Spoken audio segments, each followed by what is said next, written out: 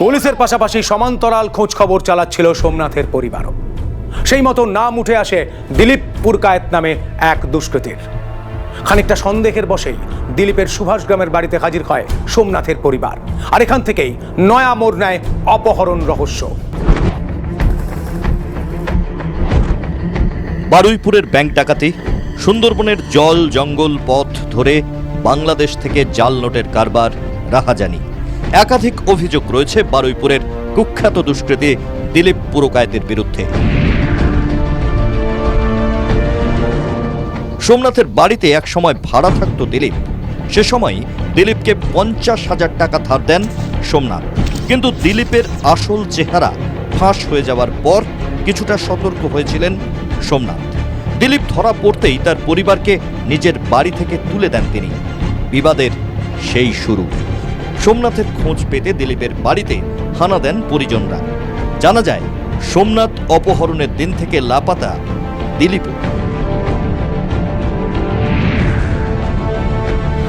এই তথ্যটা সোমনাথের বাড়ির লোকজন জানতে পারার পরই তারা চলে আসে দিলীপের এই বাড়িতে দিলীপকে পাওয়া যায় না।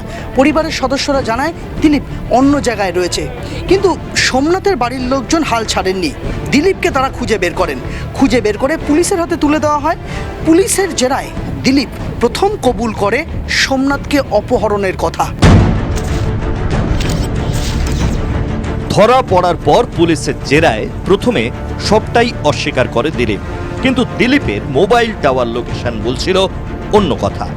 দেখা যায় অপহরণের পর থেকে প্রতি মুহূর্তে সোমনাথ এবং দিলীপের মোবাইল টাওয়ারের লোকেশন এক। পুলিশের জেরায় এক সময় ভেঙে পড়ে দিলীপ পুরকায়েত। 17 ডিসেম্বর সন্ধে সেই ফোন করে ডেকেছিল সোমনাথকে। ধার নেওয়া 50,000 টাকা শোধ করার টোপ দিয়ে সুভাষগ্রাম রেলগেটের কাছে সোমনাথকে ডাকা হয়েছিল। স্বীকার করে নেয় দিলীপ।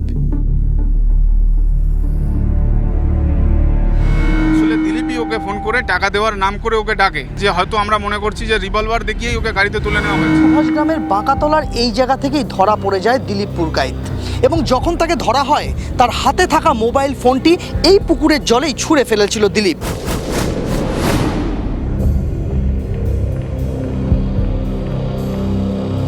পঁচিশে ডিসেম্বরে এই পুকুরে মেশিন লাগানো হয়েছিল। মেশিন লাগানোর পরে আবার ডুবুরি আনা হয়েছে। ডুবুরি আনিয়ে তারপর ডুবুরি মোবাইল পাওয়া গেছে। জেরায় দিলীপ জানায় অপহরণের পর একটি সাদা রঙের টাটা সুমোয় ক্যানিং হয়ে বাসন্তের ফেরারগঞ্জে সোমনাথকে নিয়ে যাওয়া হয়।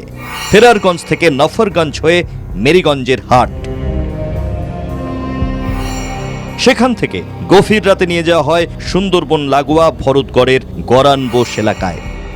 সেখানে সোমনাথকে তুলে দেওয়া হয়েছে স্বপন মণ্ডল নামে এক ব্যক্তির হাতে। প্রশাসনের প্রতি আমাদের বিশ্বাস আছে। আমরা আশাবাদী আমাদের ভাই এখনো জীবিত এবং আমরা ফিরে পাব।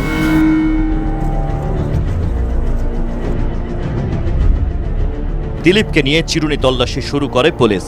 তল্লাশি হয় কুলতলির কচিয়ামারা হাট, ডোঙাজোড়া, বাসন্তের নফরগঞ্জ, ফেরারগঞ্জ, মেরিগঞ্জ এলাকায়। কিন্তু তল্লাশি সার খোঁজ মেলেনি সোমনাথের। পরের দিন গভীর রাতে দিলীপকে নিয়ে স্বপন মাঝির ডেরায় হানা দেয় পুলিশ। গরানবোস 3 নম্বর ঘাট লাগোয়া চোর বাজার। গা ঘেঁষে বয়ে গেছে মাতলা নদী। নদী লাগোয়া এই বাজার সুন্দরবন এলাকার কুখ্যাত অপরাধীদের নিরাপদ ডেরা। গরানবোসের এই বাজার থেকেই ধরা পড়ে যায় স্বপন মণ্ডল ওরফে স্বপন মাঝি।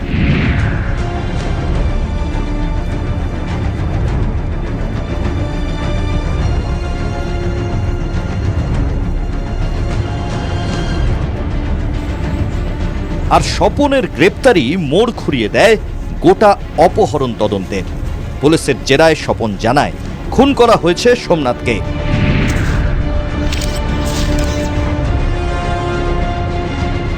খুনটা হয়েছে অপহরণের তৃতীয় রাতেই।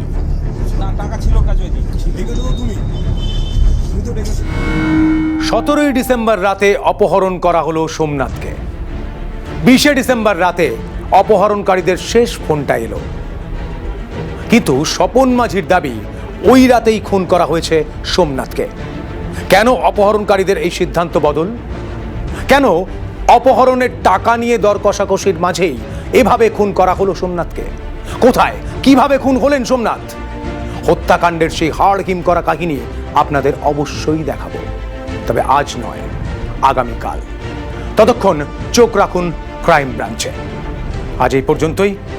সুস্থ থাকুন, ভালো থাকুন, সতর্ক থাকুন 24 ঘন্টা।